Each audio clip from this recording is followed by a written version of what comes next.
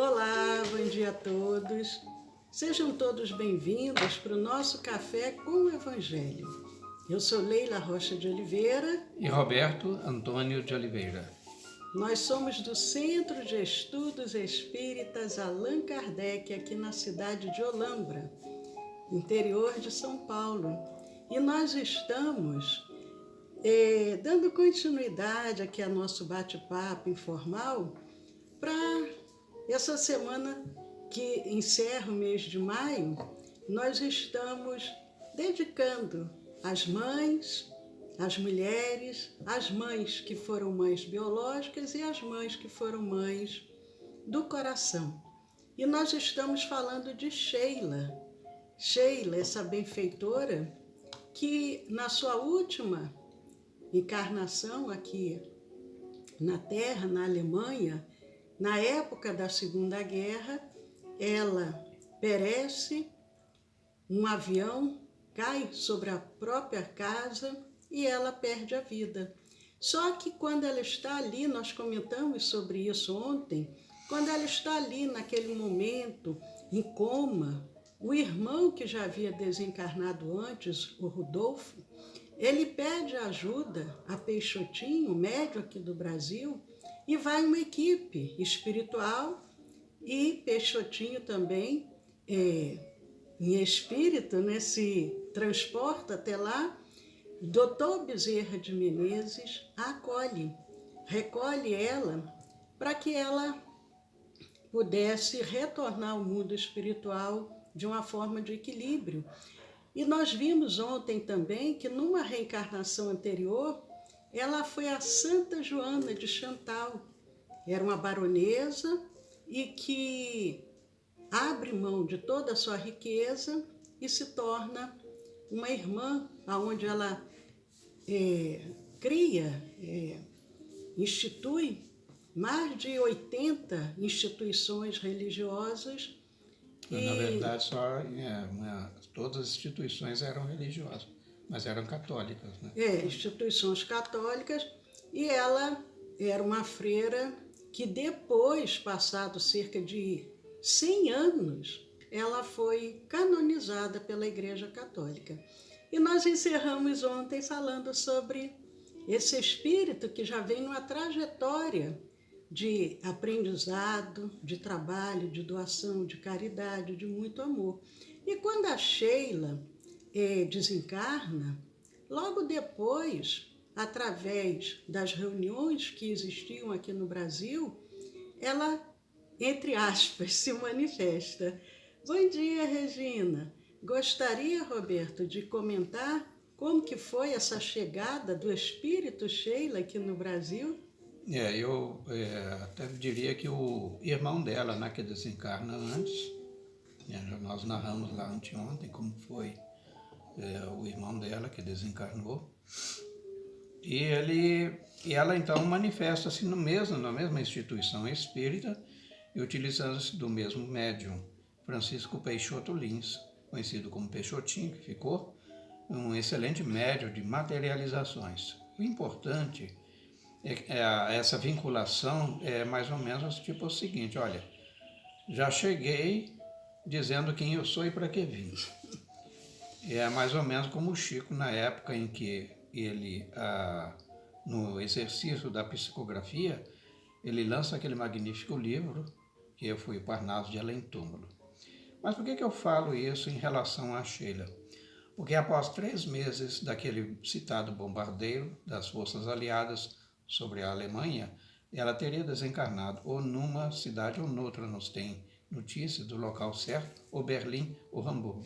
Mas enfim, então ela desencarna. 3 meses depois, ela se manifesta numa reunião que era fechada, uma reunião privativa de materialização.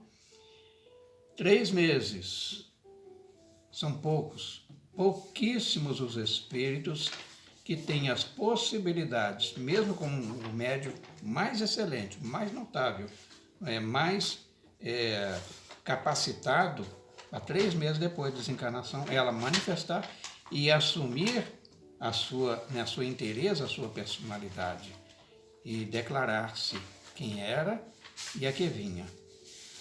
Era muito importante isso, né, Leila? Porque a Sheila, ela, logo do início, ela estabelece um compromisso com aquele grupo mediúnico, mas não para fazer o fenômeno, ou tão somente pelo fenômeno de materialização. Mas o compromisso dela era com a minimização, a cura, enfim, o conforto dos doentes. Então ela diz, olha, propõe-me a trabalhar com vocês, desde que as materializações sejam para ajudar na cura, no tratamento. Ela desencarna em 1943, como o Roberto disse, 3 meses depois. Ela já começa a trabalhar aqui no Brasil com essas reuniões de materialização que, na época, poucos eram os médios que conseguiam realizar, mas que eram reuniões assim muito sérias, de um compromisso muito grande, principalmente por parte daquele médium de efeitos físicos, porque ele precisava ter uma conduta muito correta, muito equilibrada, para ter condições dos espíritos virem, ele doar o ectoplasma e o espírito se materializar e realizar o que gostaria de realizar.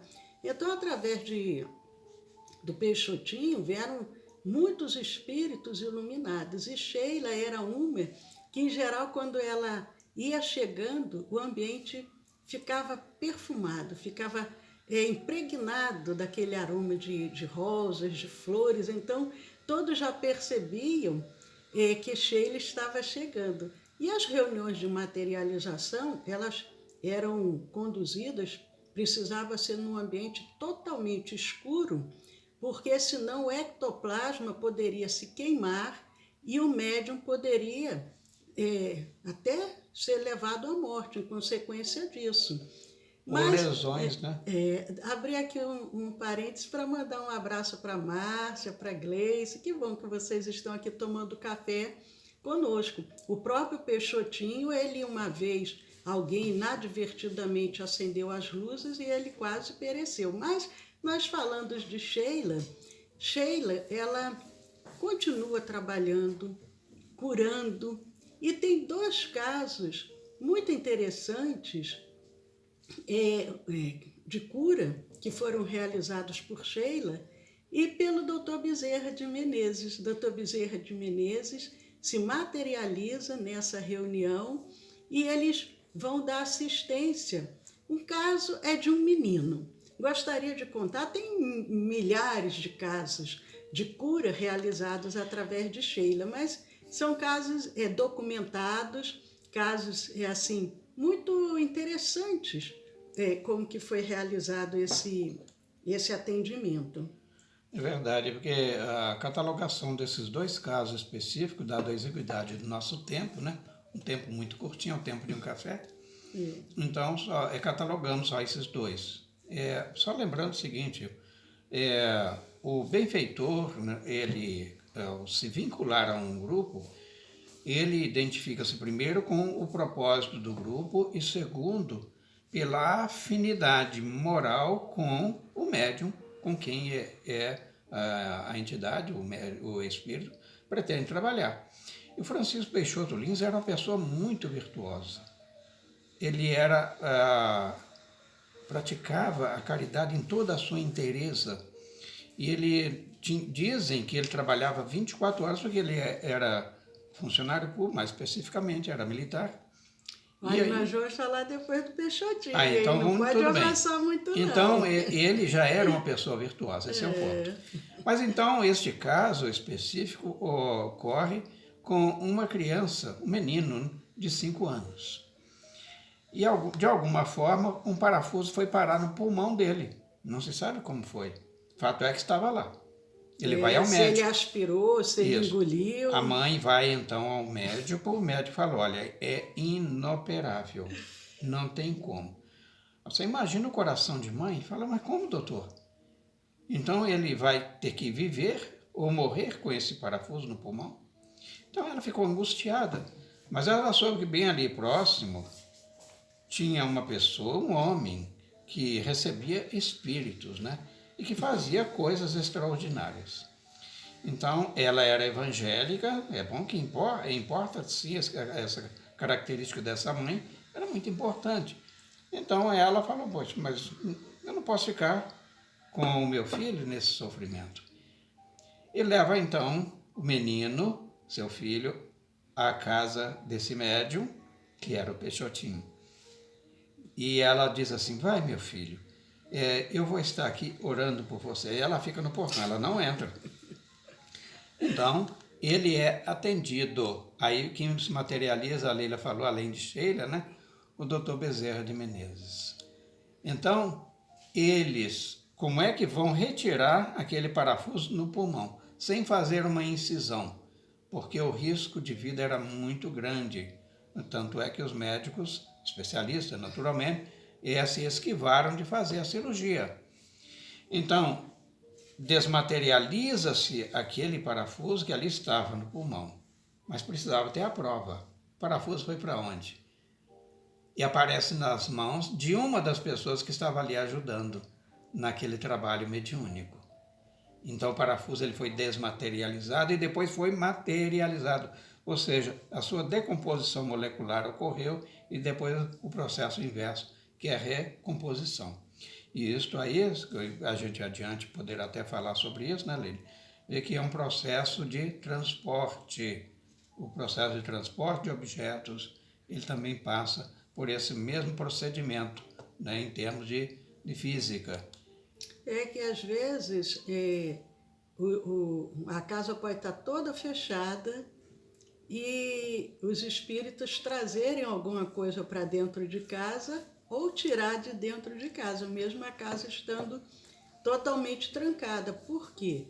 Eles desmaterializam e depois materializa de novo. Então, deve ter a ver aí com o átomo e vai diminuindo.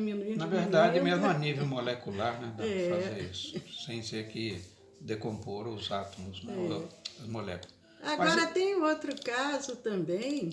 Isso é para você, Leila. Maravilhoso esse. Então, esse caso também é um caso muito importante e nem todos conhecem, mas quem já conhece, todo mundo gosta de ouvir uma história e quando a história é boa a gente não se importa de ouvi-la novamente. Porque neste caso não é nem por curiosidade, né? É para edificação nossa.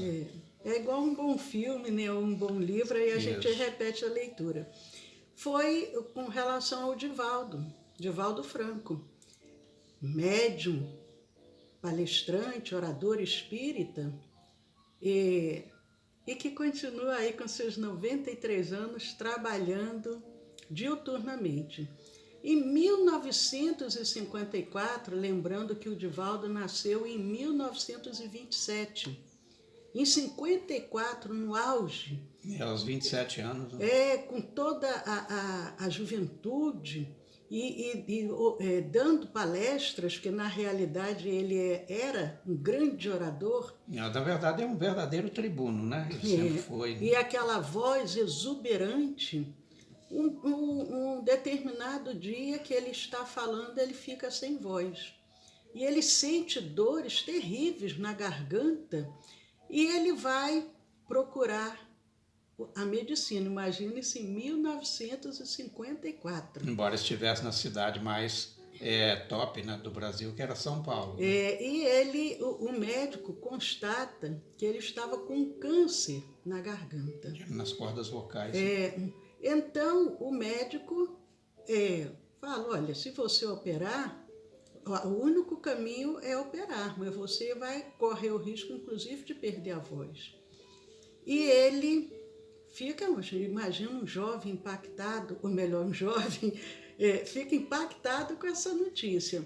E ele vai até Pedro Leopoldo, porque na época ele já tinha um vínculo de amizade muito grande com Chico Xavier. Ele vai até o Chico. Ali, quando ele chega, porque os espíritos, eles são muito disciplinadores, então eles não dão muita bola para se a pessoa está reclamando de alguma dor, não. E o Chico, provavelmente intuído por Emmanuel, não dá muita bola, não. Chega lá e pede para o Divaldo dar a palestra. Divaldo, cheio de dor, dá a palestra. Termina a palestra, o Chico manda ele fazer mais alguma coisa, manda ler, manda. Sei que isso vai até madrugada. E depois, quando eles vão para a casa do Chico, porque ele se hospedava na casa do Chico, já madrugada, ele cansado, cheio de dor, o Chico se recolhe e ele ali também se acomoda e ele percebe que Sheila aparece para ele materializada. E a Sheila fala com ele que iria submetê-lo a um tratamento, mas que esse tratamento ia doer. Prepara ele. Sem anestesia, né? Sem anestesia. Ela disse, olha, vai doer. Mas ela vem assim com tipo uma caneta, como se fosse um raio laser, porque naquela época ainda não existiam esses tratamentos. Hoje em dia existe cirurgia laser, né? Existe diversos tipos de exame, mas naquela época não. Então, o Divaldo diz que ela vem parecendo uma caneta a laser, manda ele abrir a garganta, projeta aquele laser na garganta dele, ele diz que grita, sente uma dor terrível. Aí ela manda novamente ele abrir a boca, projeta novamente aquele raio laser ali na sua garganta. Ele diz que urra de tanta dor, mas ele percebe ali naquele momento que ele estava curado. Mas ele, como bom baiano, queria mais ainda, além da cura. Gostaria, Roberto, de falar sobre o que o Divaldo pediu a Sheila? A gente sabe que o Divaldo ele tem uma paixão, né, por uma flor muito exótica. Mas aí a Sheila, já antecipando-se aos desejos de Divaldo, quando ele fala que precisava de uma prova, né, como é que as pessoas iam acreditar, sobretudo os médicos acreditam, fica pensando eu, né? Acho que até os médicos... Até os companheiros, né? Porque os espíritas também são igual também, né? A expectativa era de cirurgia mesmo. Tanto é que, só para reforçar o que a Leila já colocou, o médico especialista, o oncologista, ele diz, olha, há suspeita que sim, as suas cordas vocais estejam cancerosas, né? E de qualquer forma você vai ter que tirá-las. Imagine, seria um baita prejuízo para o espiritismo, né? O movimento espírita no Brasil e no mundo. Um tribuno do porte de Divaldo, né? E nós não teríamos conhecido como tal. Aí tudo bem, então que ela fala assim, olha, Divaldas, como ela falava, né?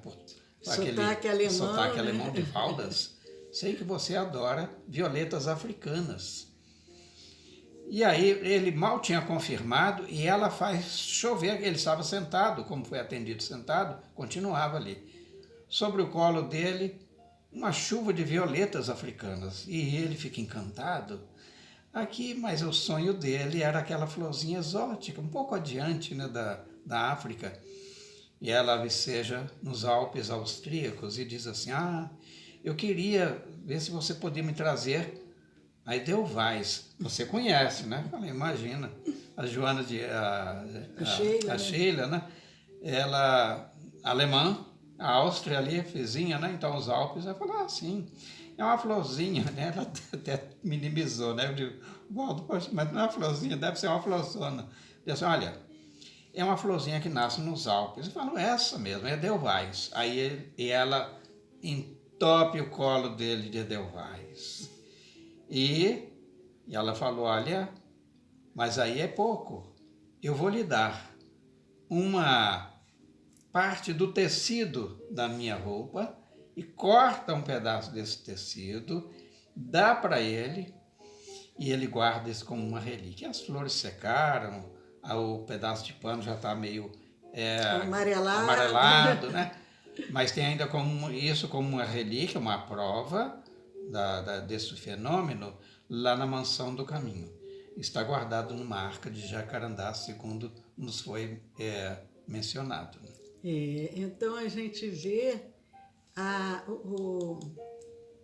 possibilidade, né, desse espírito, com tanto amor, com tanto carinho, tanto que quando ela chegava, como nós dissemos, o ambiente ficava impregnado de perfume. Chico Xavier conta também que quando ela chegava, às vezes caíam gotas assim daqueles aromas. Ficava água, ficava leitosa, a água na garrafa ficava leitosa. E aí aquele cheiro impregnado de rosas quando ela chegava no ambiente. Mas a benfeitora Sheila, ela vai continuar trabalhando, mas amanhã nós vamos falar no mundo espiritual esse trabalho que ela realiza em Alvorada Nova. Na colônia espiritual Alvorada Nova, nós vamos falar como que é essa colônia, qual o trabalho que a Sheila desenvolve lá, mas aproveitar para mandar um abraço para Thaís Helena, Fatiminha, Leondina, Rossana Loureiro Ribeiro, é o sobrenome de um amigo nosso. Mas a Marina também aqui no Instagram. E é uma alegria nessa manhã termos compartilhado com vocês do nosso café. Lembrando que hoje, às 20 horas, nós temos o nosso curso de Espiritismo, às 20 horas, às 8 horas da noite. Ao final, nós teremos o passe magnético espiritual, a magnetização das águas. Estamos procurando fazer isso diariamente para fortalecer o nosso ambiente espiritual, contribuir com Jesus, contribuir com Cristo na mudança da psicosfera do nosso planeta. Então, contamos com todos vocês e amanhã, às 10 horas, vamos dar continuidade a essa história tão bela. E aí vamos visitar também a casa de repouso, né, Leila? Aguardem, surpresas maravilhosas virão amanhã. Gente, nosso muito obrigado mais uma vez por ter estado com vocês, e é sempre algo que nos gratifica muito, né? A presença, o compartilhamento, o envolvimento vibratório que vocês nos trazem. E aí fica então o nosso convite para o nosso próximo encontro. Até mandando amanhã. Um abraço também para Niva e Rita Maria. Sim. Então sintam-se abraçadas. Nosso muito obrigado mais uma vez e até amanhã, se assim Deus o permitir.